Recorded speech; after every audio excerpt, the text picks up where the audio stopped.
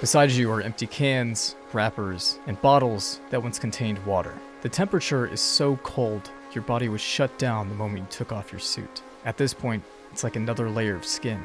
You haven't removed it since the oxygen ran out. The suit was made to last years, and as far as you're concerned, it'll last far after you're gone. The power in the facility is depleted, with the only available illumination coming from a few backup lights and a red flashing module pinging from the panel to your left. No one is coming to rescue you. No one even knows you're here, and the few that do are... Your final moments will be spent reflecting on the life you lived, or could have lived, had you not been a part of this expedition. This mission was always going to end this way, right? As of recently, I've become enamored with the category of storytelling I like to call doomed to die. The idea is that a crew of people is sent on a mission, typically within the vastness of space or in some far-off and secluded area of the world, to achieve the impossible. Stories like these often involve a lot of turmoil, with characters dying and infighting. More often than not, it comes down to a few survivors, or a singular one that is tasked with completing the mission. It's a story structure that often ends in victory, with our survivors sacrificing themselves for a larger purpose, like in Sunshine or The Thing. However, I feel the category becomes much more interesting when it doesn't end in a victory. Instead, the crew and the mission just fade away. No rescue, no ultimate sacrifice, no victory. It makes the event that led up to the outcome so much more harrowing and tragic because the suffering amounts to nothing. And I believe it's why this category of storytelling works so phenomenally in a horror setting. The game Iron Lung is the first that comes to mind. The game is short, but thoroughly atmospheric. You are tasked with navigating an ocean of blood to scavenge for resources in a dying universe. From the start of the game, you know you're going to die. You can find a note behind you that documents the thoughts of the previous individual who traversed this ocean. The note reads, "This is not an expedition. It is an execution. When they put you in here, they don't want you to return. And even if you do, and even if they keep their promises, what freedom waits for you? A few dying ships in a sea of dead stars? If there is still hope, it lies beyond the veil. Hope in this void is as illusionary as the starlight. I will choose to breathe my last at the bottom of an ocean, unseen, unheard, and uncontrolled. They will get their execution. I will get my freedom."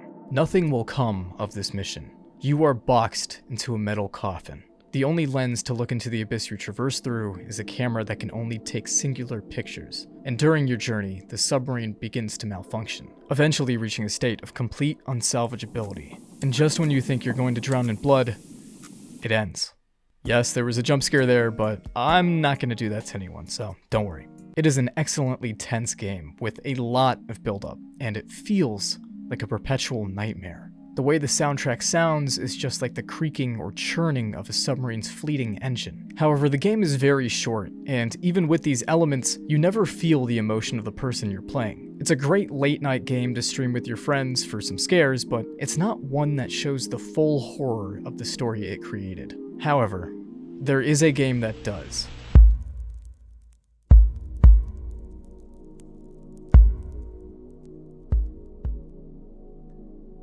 Mouthwashing is one of the few pieces of media that has managed to utilize this idea to the fullest. It is a genuine paragon in presentation, and it's one of the darkest, most depressing games I have ever played. The game itself isn't necessarily scary in its gameplay. The horror of this game does not stem from the traditional formula, but rather what the game represents. A realistic depiction of some of the most deplorable acts of selfishness and the consequences of leaving those acts unpunished. It is a painful experience, and one that I do not believe any other games come close to rivaling, and for that, it's why I will be talking about it. So, join me as we discuss the misery, horror, and damnation of mouthwashing.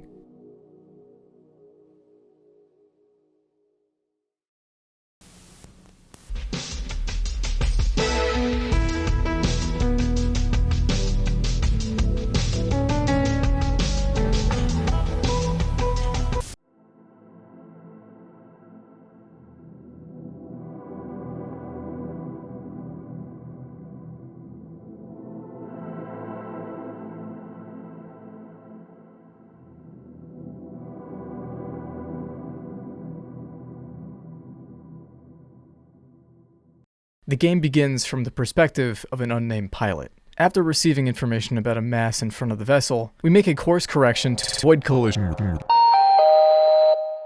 says, another day in paradise! Yay!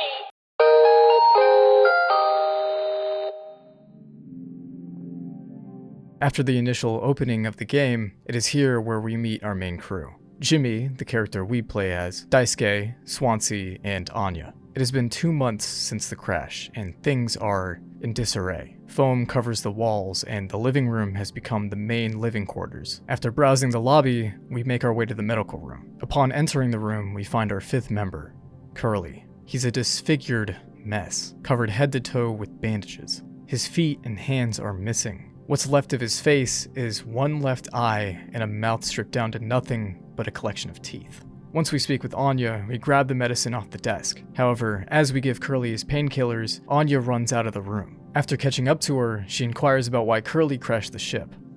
We don't have a whole lot of painkillers left, but you still want to keep... Why do you think he did it? Does it matter? What answer would make you feel any better? I have to believe our worst moments don't make us monsters, Jim. I have to. Even in his case. He tried to take us all down with him, Anya. The way I see it, there's 2 reasons to keep him alive at this point. Guess the important bit is that we all agreed to do it for one reason or another. I'm still feeling nauseous. I need a minute. After conversing with Anya, we make our way down to the lower level of the ship and eventually arrive at the cockpit. The scene is hellish. The screens display the same warning, and much like the lobby, the entire area is coated in that same foam we saw before. We grab the code scanner and head towards the cargo hold. Having pondered with the rest of the crew about what's inside, we punch the numbers into the number pad and walk into the expanse of box.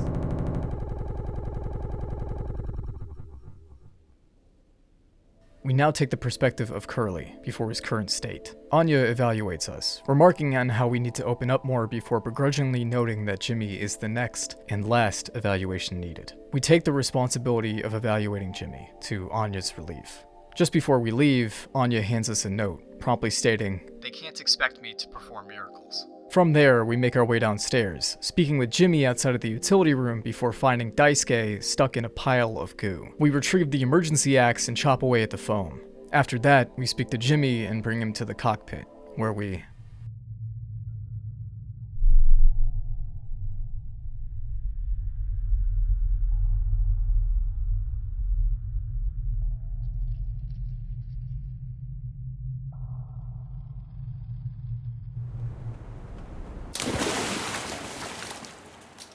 We fall into a shallow ocean of blood. A pale red belt of stars fades above, shining light down on us.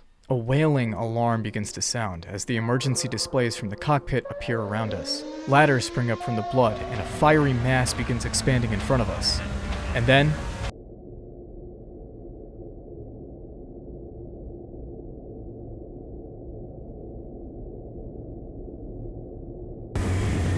we enter the cockpit.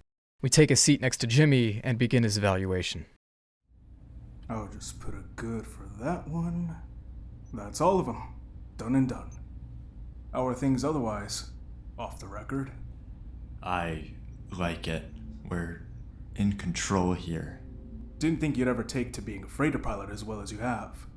What with how you struggled back on Earth. Sure, all I ever hear is how great of a leader you are.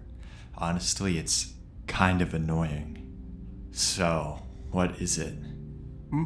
How come it always seems like you're standing at the edge of a bridge with your feet in cement?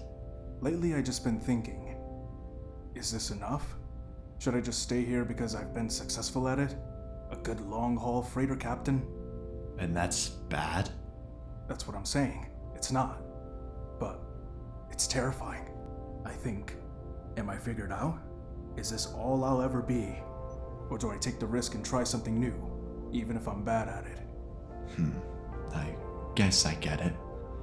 You've reached the highest rung on this ladder, so now you're thinking you might be on the wrong ladder altogether. Still a long way down from the top, no matter how you look at it. Wow, I'm still climbing and climbing. Something like that. But hey, you know I believe in you. Here, on Earth, doesn't matter. You should write that on the psych eval. Oh no, big guys themselves. Guess that's my cue. I'll see you later. After we speak with Jimmy, we walk over to the fax machine and retrieve the paper.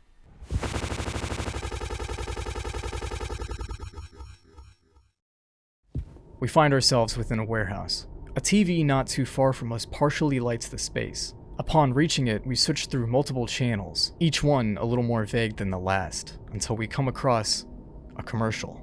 We fade back into the present. As it turns out, the cargo the crew had been hauling for a year is mouthwash, an almost unending amount of it. Swansea notes the ethanol contents and immediately begins swigging down the mouthwash. Anya begins breaking down as Daisuke and Swansea begin to banter with each other. We cut from the hall and return to the perspective of Curly, moments after receiving the paper. We reach the door to the lobby, only to find the crew waiting for us. They chose today to have the yearly communal birthday party. Upon being surprised, we take to the kitchen to fashion the cake. Once it's finished, we bring the cake to the dining table. The crew encourages us to make a speech before Jimmy inquires about our mood. That's all it said on the report from management. We will receive the paycheck for this delivery. I don't know any more than that. Pony Express finally kicking the bucket, huh? What a joke. And we're the punchline. I don't have any savings. They can't just do this, right? Pony Express is one of the last manned crew freighter companies. The writing's been on the wall for a long time. When did they tell you? Earlier this week, I was instructed to wait until we're closer to the haul destination. But I can't keep something like this from you all. So, I guess you got what you wanted. Without the guilt. Jim, if I had known.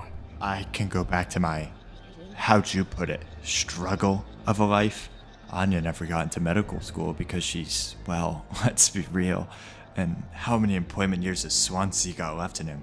Daisuke will be fine. Mommy and Daddy have him covered, so there's that at least. But you, headed for bigger and better, right? I'm just working on my life being a place I don't have to fucking escape. That's what I was trying to tell you. Nothing more. We're the ones you're trying to escape. Leave the dirt behind now that your boots are clean. That's not what I meant. It is what you meant. You just couldn't frame it to yourself in a way that kept you the hero. Abandon the crew but remain the model captain. Unbelievable. What am I supposed to do? Let's have some fucking cake, Props to the twilight crews of the Tolpar. Props to our captain and his new prospects. Once more, we return to Jimmy's perspective. Awoken by Curly's howling, we make our way to the medical room. When we arrive, we find Curly alone and writhing, with Anya out of sight. We storm down to the cockpit, stumbling upon Swansea and Anya speaking to one another. We question Anya about Curly's medication before taking the responsibility to do it ourselves. Trudging our way back up to the medical room, we find out the painkillers in the room are the last on the ship. We stand over Curly and force the painkillers down his throat.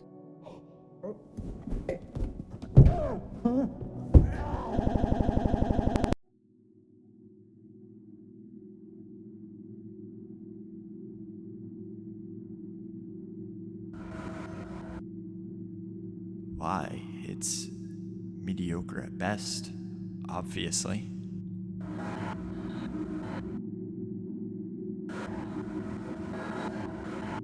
Why bother?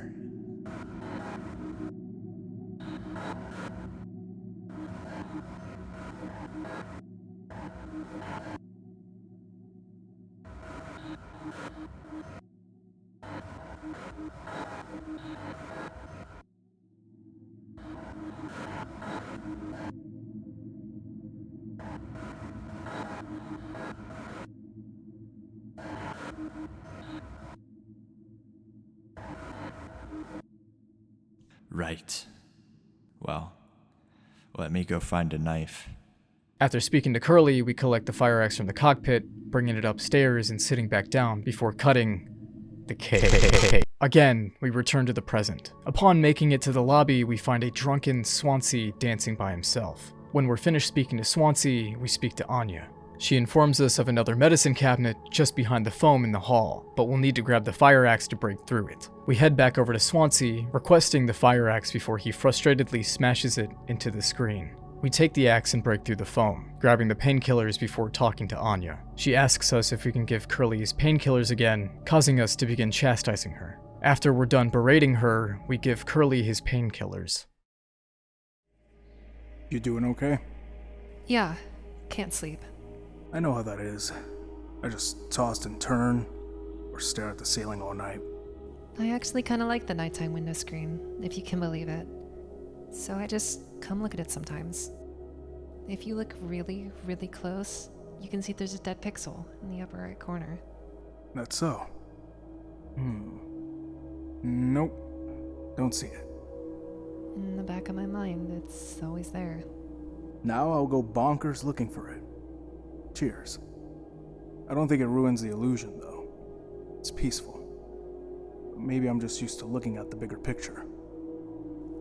How many days of transport do we have left? Let's see.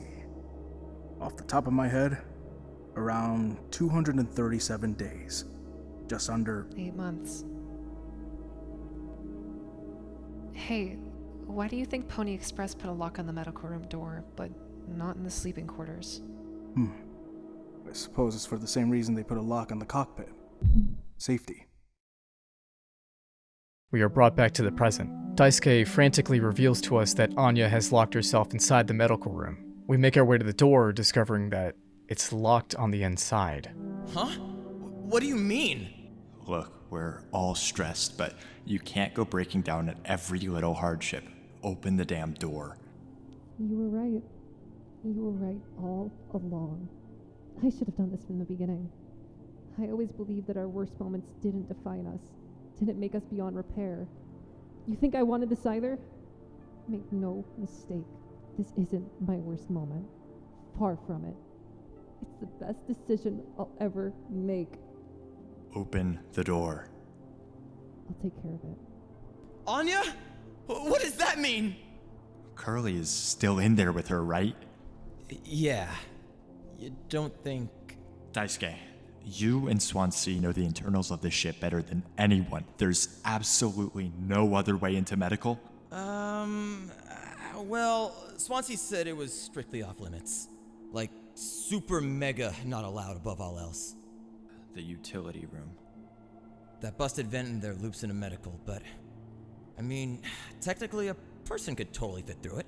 If that's the only way, we'll make it work. You listening, Anya? Fine. Come on, Daisuke. We head down to the utility room with Daisuke. However, when we make it to the door, we're stopped by a drunken and dazed Swansea. He tells us the room is off limits. We take Daisuke to the side and develop a plan to knock out Swansea. We use the isopropyl alcohol from the medicine cabinet to make a cocktail. After making it, we head back down to Swansea. We hand Swansea the drink. We kinda freestyled the recipe. Yeah, I can tell you had a hand in this monstrosity, kid. You ain't no mixologist. Sure as hell ain't no mechanic either. You never should have come here. Who the fuck even decided to let you board, huh? Stick the idiot with a bunch of sad sack adults and see what he learns, huh? Bootstraps and all that. What a load of horse shit. You think it's all going somewhere, but every failure leaves you a little more mangled than before. Older, uglier, meaner. Smarter in a worse way. Wallowing doesn't suit you, Swansea. I suppose you think we should all be acting like you. Our hard-working, esteemed captain. I say we take a load off before the sun finally sets on this party. May we never go to hell, but always be on our way. Once Swansea passes out, we make our way inside the utility room, only to realize the room was never foamed up at all. Shaking it off, we coax Daisuke into climbing up the vent.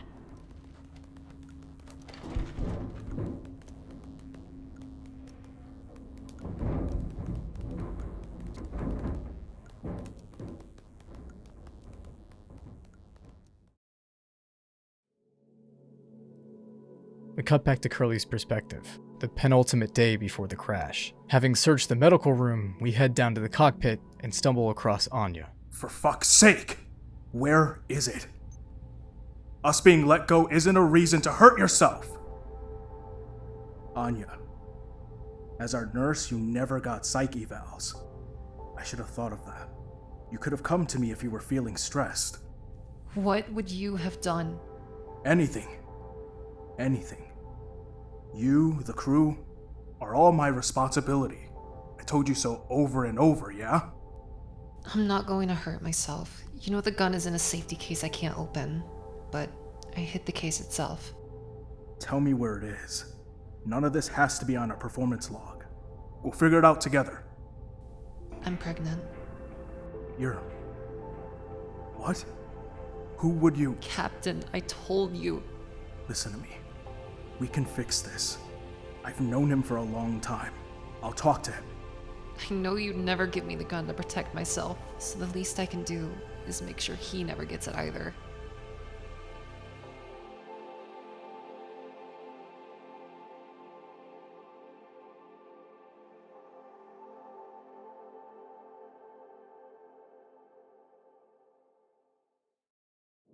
We fade back to the present. Daisuke rides around in anguish. We stand beside Swansea, who bickers with us. We desperately try to stop the bleeding as Daisuke lies on his sleeping bag. However, Swansea hovers over Daisuke, brandishing the axe. We try to stop him, but we ultimately watch as Swansea holds the axe up before...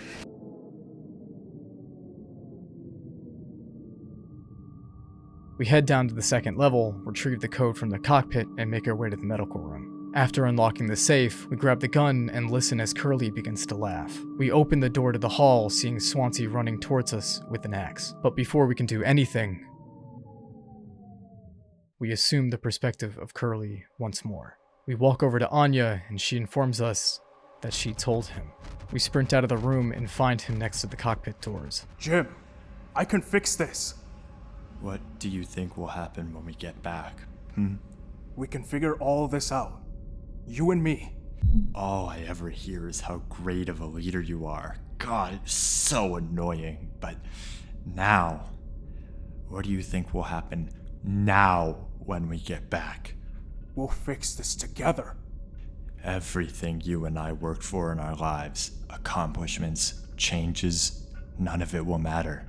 You've gotten through difficult situations before. This time won't be any different. Work through it, one day at a time. It's not just me, is it? You were supposed to be the one who had everything under control. You said so yourself. The ship, this crew, everything that happened here. This was your responsibility, Captain. That is what you'll be hearing for the rest of your life. Or this can all be remembered as a tragedy, despite what must have been the best efforts of its acclaimed captain. The Tolpar crew was never found. No one survived to tell the tale. You're standing at the top, feet in cement. I get it now. Right? Right.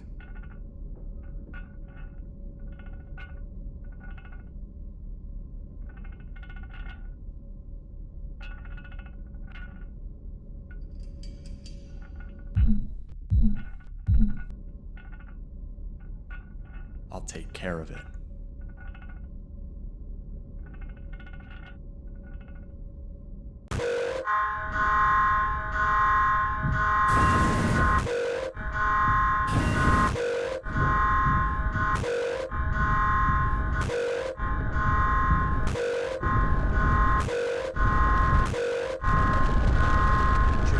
Tell me you did. I should have. What the fuck did you do?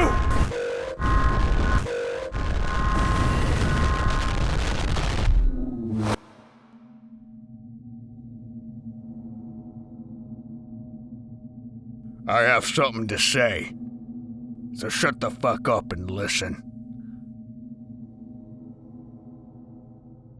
I spent 13 years half cut up to my eyeballs, drunk to put it mildly. Then suddenly, I saw it. A streetlight shining in my face. 500 gigawatts of the power of God. A vision of my bloated body found in some ditch. Scared me straight. So I got a collared shirt, mortgage, and a credit card. All the things that make a good man. I hoped I could raise my children to be better than their old man. I wanted to believe I was never one setback away from my worst self. But the truth is, discipline, drive, routine, the endless fucking desperation to get shit done, a loving wife, great kids, sobriety. I'm telling you, accomplishments I've been chasing all my life never felt as good as I expected when I crossed the finish line. So now that we're at the end, take an inventory. Those nights spinning out of my head, sinking into the sofa, broken glass in my palms, bleeding dry the funniest thing ever. Old dogs laughing and snarling on a waterbed floor, mocking the moon for daring to show its face. All nausea and wreckage and vomit and ugly cruelty. The only problem in the world, an empty bottle. Those were the best days of my life. Yeah, those were the best days of my life. I got nothing to hide. Ready to face the music. I can see myself for what I am. But you, a cowardly, selfish motherfucker, and you can't even see it. I should have been able to protect the kid. If I could have done one thing right, I wish it had been to give him one small chance off this goddamn rock. Swansea, I'm gonna fix everything. We're going to make it. Fuck you.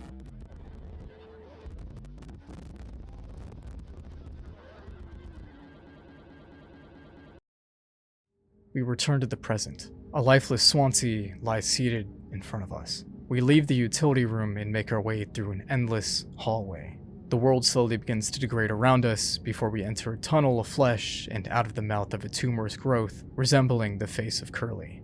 In the distance, we see a light. Walking over to it, we find Curly bolted into the captain's chair with valves. We twist each valve until the piece of leg can travel down his stomach. We see the TV behind us change to Jimmy.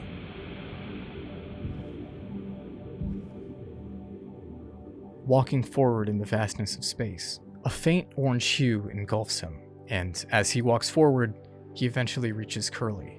Curly insists on going home, but Jimmy remarks that they are home. As Curly says he's taking responsibility, we see Jimmy fall to his knees. He apologizes to Curly, pleading with him that what happened was an accident. We cut to a hallway. Name tags and bottles of mouthwash litter the floor. We make it to a platform before the lights turn on, revealing a pile of empty mouthwash bottles and a statue of Polly. It's me. What should I call you? And please above your pay grade. Pony Express is dead, and so are you. I know what you think of this predicament of yours. Poor you. It's misunderstood. Shut up. Curly tried his best. I did too, but he's the better man. I see that now. We can both still make it. I'll take care of him. I'm taking responsibility. Curly, Captain, I'm so sorry. You really mean that, Tom? Yes, I do. I fucked up, but I can still make this right. Our worst moments don't make us. Wait a minute. Hold on. Is all of that true? Now you will feel comfort with me.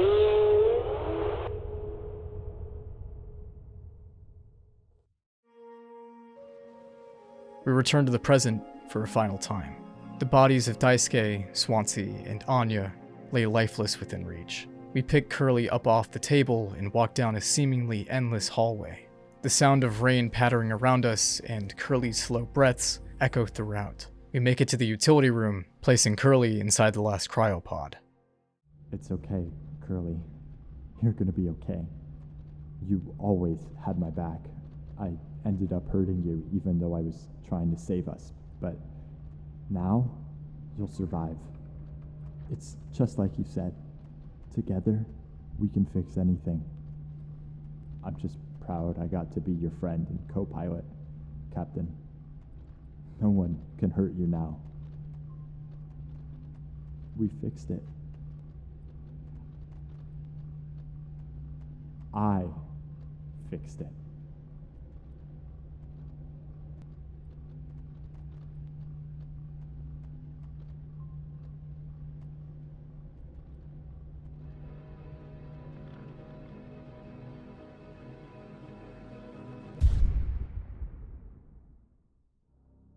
It goes without saying, but this game embodies a lot. No one theme defines this game. It feels almost endless with the number of ideas present. Human desperation, injustice, good and evil, in some shape or form, they all fit into the moments we experience. However, this game harbors a sick irony at its core. The one individual who should have suffered the most and the worst was ultimately given the freedom to decide his fate. Jimmy is the antithesis of a hero. Swansea's monologue towards Jimmy at the tail end of the game emphasizes that the most. Swansea knows he's an alcoholic deep down. He knows he'll always love the life he lived before feeling inclined to do something about it. And just as well as he knows that, he also knows Jimmy is and will always be a selfish, horrible person. Anya's quote doesn't apply to him. Jimmy's worst moments are his only moments, and that irony takes form again when Jimmy tries to pervert the quote. This game feels almost like a nightmare, in the way that you're forced to take on the role of this irredeemable figure. You have no influence in the world you interact with. The only real action you can make as a player is to follow every command and objective. You have to watch this deluded person justify and rationalize their decisions at every moment. It seizes your control of the narrative. There was nothing you, as the player, could do to change the outcome of the story. We are constantly bombarded with the idea of taking responsibility for our actions, for Jimmy's actions. Every moment of action in this game is met with this text commanding us to do so, but by the end, it becomes bastardized. Responsibility for the actions that deserved recognition, that deserved a form of sincere guilt, are ultimately not the actions that Jimmy took responsibility for. Instead, he takes responsibility for what happened to Curly. There's no solace or guilt for the deaths of the other crew members, for the rape of Anya, for the undeserved fate of Daisuke. None of what happened can ever be resolved or fixed, so long as Jimmy holds the freedom over his fate. The last few minutes of this game are a perfect illustration of that. Someone so deep in his delusions of rationality that the whole world begins to bend to him. It manipulates the ending from a tragedy into a tale of heroism. With no one left to tell him otherwise, he believes he made it right. He believes he fixed it. There's another piece to this game that also mortified me. The choices that were made. Jimmy should have suffered the consequences of every choice he ever made, but he didn't. The apathy of Swansea and the innocence of Daisuke left Jimmy with an unquestionable amount of power. However, nothing compares to the choices made by Curly. They were the foundation that made the monster. Every moment where you would suspect Curly to intervene, to act accordingly, is a farce. Nothing was the catalyst for consequences. It's gut-wrenching to watch Anya inform Curly of what happened to her, and for Curly to make a promise of doing something about it only to do nothing at all. To watch him stand before Jimmy and say nothing, to do nothing. It's grueling as much as it is infuriating. He doesn't show regret until his foot has slipped into the pit. However, the choice that truly stands as the hardest to spectate is when Curly breaks the news to the crew. In the letter, there's an emphasized text that explicitly states not to disclose the information of their termination until 48 hours remain on the shipment. This singular piece of information was disregarded. It's this choice, this desire not to withhold this information that serves as the harbinger for what happened. That domino that created a spiral of madness, horror, and suffering. It was a choice made in good faith, but the path to hell is paved with good intentions. And at the end of it, no one will ever know. With Pony Express gone, there is no longer any chance of a rescue ship coming. The horrors we witnessed on board the Tulpar will never be discovered. This is one of the most impactful games I have ever played. I feel as though I often say that with a lot of games, but this time I truly do mean it. It has lingered with me since my first playthrough back in November of 2024. It's one of the few games in recent times that I can say with confidence has scared me on an existential level. It's discomforting, and strangely enough, that discomfort never stems from the actual visual horror. It's brilliant in the way that the real horror comes from the notions and the ideas present in the game. Looking back on what Anya said about the dead pixel, the idea that a person, or multiple people, could die in such a horrific way without anyone knowing is by far one of the most disturbing ideas I have ever seen. Likewise, the same can be said about this game's perception of accomplishments. I spoke about this earlier, but the moment where Swansea is monologuing to Jimmy, I couldn't help but feel like it was being directed towards us, the players and the viewers. He talks about how he had a wake-up call after a near-death experience, and because of this, he began chasing accomplishments he thought he needed. But even after attaining everything, he wasn't satisfied. That lack of satisfaction can be seen in Curly as well when he's conducting Jimmy's psych eval. He talks about wanting to do more, feeling as though what he's doing now is no longer fulfilling. It's a thought we've probably all had in our lives. The inevitable finish line of our goals and the sudden clarity of emptiness that may come with it. Those things that we strive for are exactly that. Things. It's a desperate pursuit, but sometimes it isn't. Sometimes the things we accomplish aren't just in vain. But what I deem so existential in the game is that even though these characters have larger aspirations, they will never attain them. To think you could be at the final step towards accomplishing something, only to have it and everything else you have in your life taken from you. It is a dreadful thought. Another thing worth mentioning is the purpose of this game. At the beginning of this video, I spoke about the idea of being doomed to die. The concept of partaking in a voyage that has virtually no chance of being successful, and in the examples I used, they both had grandiose stakes. The suffering we saw was painful to watch, but it was never in vain. In the end, those sacrifices accomplished the mission. However, in Mouthwashing, there were no stakes. The mission wasn't to save the world or prevent the world from damnation, it was to deliver cargo. It's this fact that makes the game's premise and the ending so brutal, because what was the reason? It was an unjust tragedy, one with no purpose. There was no reason for any of it. It's this notion of an isolated, arbitrary death that scares me the most about this game. It was senseless. No moment, no action, no spoken piece of dialogue in this game could ever serve as the point to the suffering we bore witness to. The death we bore witness to. It makes me question the experience altogether. Why did I spectate this? There was no payoff to it, but that was the point of all of it, wasn't it? There was never meant to be a satisfying payoff because the game was never about the story. The entire game is a warning. The reason why we play as Jimmy isn't because we're supposed to gain perspective of his views, but rather it's a question of who we would be if we were the ones committing actions that inflicted suffering and pain onto others. In those moments, would we be the ones to continue rationalizing it, or would we end it? The same concept applies to Curly when we take on his perspective. If we were surrounded by the people afflicted by the actions of another person, would we do what Curly did, or would we take action? This game is a lesson as opposed to a story. It's a lesson in the consequences of action and inaction, selfishness and selflessness. The game throws you in circles because everything is senseless. It leaves you in a perpetual loop of condemning Jimmy's actions and Curly's inactions. However, in essence, that is the fact of injustice in the real world. Oftentimes, there is no reason for atrocities. Sometimes motives do not exist, and it becomes an endless mental crawl to a resolution and an answer as to why this happened that doesn't exist. I Hope It Hurts was never a statement directed towards Jimmy. It was for us. The game, and all of the death and suffering we witnessed, was and is senseless. This game is a display of consequences, ones that derive from the decisions of ourselves and those around us. That's why it has to hurt. I wanted to dedicate a section to the design and artistic merit of this game, because I believe it's exceptionally special. Every aspect of this game's look is nothing short of amazing. Even though we never see the outside of the Tulpar, the interior is phenomenal. It makes for such a great contrast to what we see at the start. In the Q&A announcement they made on Steam, they mentioned how they intentionally designed the ship without windows just to make the inside of the Tulpar more claustrophobic and isolating. Having the only real outside view come from a large screen in the middle of the lobby is such a depressing and dystopian detail. It makes the outside world so much more detached from the events that happen in the game. It also adds this artificial safety. You see these displays of sunsets and beaches, but it's all fake. It's a mockery, a poster in a concrete box. Additionally, the lighting is one of the best aspects of the game. Between the more depressing feeling of the lighting during the post-crash moments and the rejuvenated feeling of the lighting during the pre-crash moments, it provides such a massive feeling of disparity. You compare the two periods. You take in just how things were and where things had gone. When you first get the look of that pre-crash section, it's overwhelming just the clean state that the ship is in. The generally more jovial attitudes of the crew.